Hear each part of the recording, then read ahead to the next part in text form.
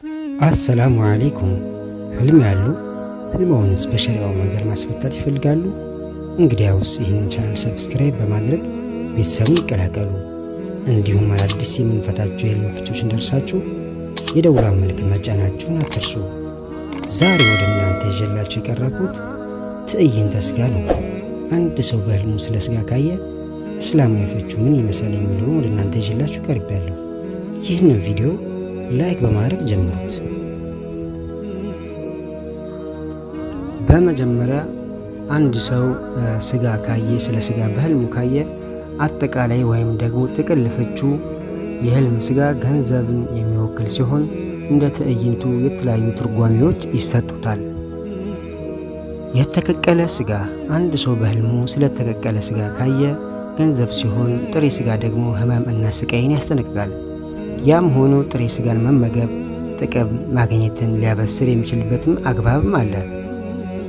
ጥሬ ስጋ መመልከትና ከእርሱ አለመመገብን ማለም። ጥሬ ስጋ አንድ ሰው በህልሙ ያያል፣ ግን ከሱ አለመመገቡን ደግሞ ያያል በህልሙ። ያ ማለት መልካም ምልክት አይሆንም። ወይም ደግሞ ለሰውየው የላየው ሰው ጥሩ አጋጣሚ አይሆንለትም፣ መጥፎ አጋጣሚ በህይወት ውስጥ እንደሚከሰት ያስጠነቅቀዋል። የተቀቀለ ስጋ መመገቡን ያለመ፣ የተቀቀለ ስጋ በህልሙ መመገቡን ያለመ የሀብት መፋፋትን ይበሰራል። ከአዛውንት ሰዎች ጋር ስጋ መብል መመገቡን አንድ ሰው በህልሙ ካየ ያ ማለት መልካም ስም እንደሚያተርፍ፣ ምናልባትም በአገር አስተዳደር ጉዳይ ውስጥ የሚሳተፍበትን ሚና ሳይኖረው አይቀርም፣ ወይም ደግሞ በአገራዊ ጉዳይ ላይ ተሳትፎ እንደሚያደርግ ይጠቁማል ማለት ነው። ለስላሳ ስጋ የሐሜትን ተግባር ወይም ህልፈተ ህይወትን ያመለክታል። አንድ ሰው በህልሙ ለስላሳ የማይጎረበት ስጋን ካየ ማለት ነው። ስጋ ከልኳንዳ ሻጭ መሸመትን ማለም። ስጋ ከልኳንዳ ሻጭ መሸመትን አንድ ሰው በህልሙ ካየ ያ ማለት ውጣ ውረድን አሳሳቢ ነው ማለት ነው። በህይወቱ ላይ ውጣ ውረድን ይፈራልታል ማለት ነው። ሴት ልጅ የሌሊቱን ሴት ስጋ መመገቧን ማለሟ። ሴት ልጅ የሌላይቱን ሴት ስጋ መመገቧን አንደኛዋ ሴት በህልሟ ካየች ህልመኛዋ የተበላችው ሴት ግብረ ሰዶማዊያ ወይም ደግሞ ለሴት ወሲባዊ ዝንባሌ የተጠናወታቸው መሆኑን ያጋልጣል ማለት ነው። አላህ ከእንደዚህ አይነት ህልም ይጠብቀን። ሴት ልጅ የሌላይቱን ሴት ስጋ መመገቧን ማለሟ ህልመኛዋ በህልሟ የተበላችው ሴት ግብረ ሰዶማዊ መሆኗን የተጠናወቷት መሆኗን ያጋልጣል ማለት ነው። ሴት ልጅ የገዛ ስጋዋን መመገቧን ማለሟ። ሴት ልጅ የገዛ ስጋዋን ስትመገብ ካይ ዝሙት ላይ የመውደቅ አጋጣሚ ይሰጋላታል ማለት ነው። የቢጫ መልክ ያላት ላም ስጋ መመገብን ማለም። ቢጫ ስጋ ያላትን ላም አንድ ሰው በህልሙ ሲመገብ ካየ ህመምን ያስጠነቅቃል ማለት ነው። የተቀቀለ የእባብ ስጋ ህልመኛው ከጥላቱ እጅ የሚቀበለውን ገንዘብ ጠቋሚ ነው ማለት ነው። ያልተቀቀለ ጥሬ የእባብ ስጋ አንድ ሰው በህልሙ ካየ ህልመኛው ጠላቱን እንደሚያማው ያመላክታል። የአንበሳ ስጋ ከሀገረ ገዥ ወይም ከሀገሪቱ መሪ የሚበረከትን ገንዘብ ያመላክታል። አንድ ሰው የአንበሳ ስጋን ካየ በህልሙ። የአሳማ ስጋ የሐራም ገንዘብ መገለጫ ነው። የደረቀ ስጋ መመገቡን ማለም። ቋንጣ ወይም ደግሞ ቋንጣን ማለት ነው በህልሙ ሲመገብ ካየ በህይወት የሌለን ሰው በክፉ ማውሳትን ነው የሚጠቁመው። የዶሮ ስጋ መመገቡን በህልሙ ካየ የዶሮ ስጋ በህልም መታየቱ ከሴት የሚገኝ ገንዘብን ያመለክታል። ስጋውን መመገቡ የሆነ እንስሳ በህልሙ ካየ የሐራም የገቢ ምንጭ ምሳሌ ነው።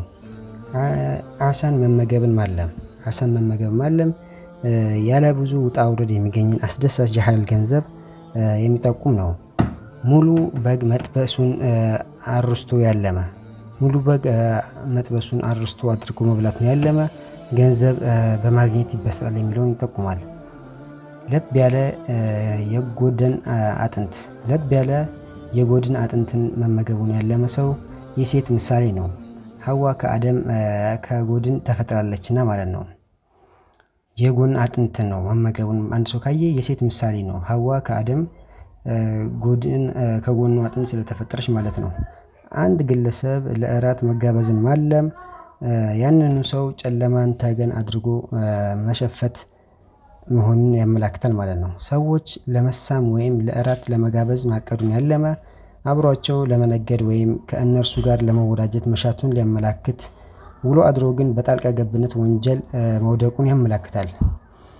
በመኖሪያ ቤቱ ለእንግዶች መደገሱን ተመገበው ማብቃታቸውን ማየቱን ያለመ ህመምተኛ ከሆነ በፈውስ ይበሰራል። ምክንያቱም ሶደቃ የተጣላውን ሁሉ ማረቂያ ናትና ማለት ነው። ጣፋጭ ቁርስ መመገብን ማለም ጣፋጭ ቁርስ አንድ ሰው በህልሙ ሲመገብ ካየ ክብርና የህይወት እርምታ ወይም የጭንቀትና መከራን እንዲሁም ህመምን መወገድ አበሳሪ ነው።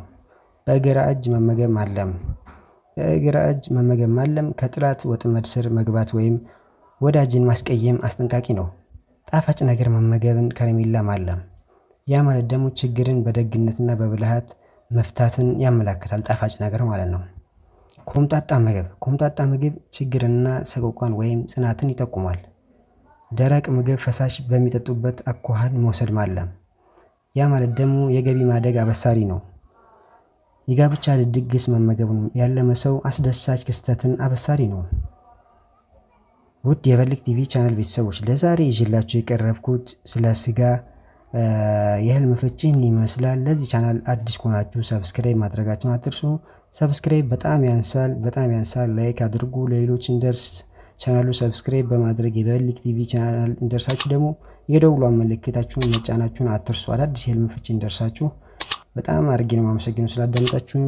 በሌላ የህልም ፍቺ እስከምንገናኝ ድረስ ወሰላሙ አለይኩም ወራህመቱላሂ ተዓላ ወበረካቱ።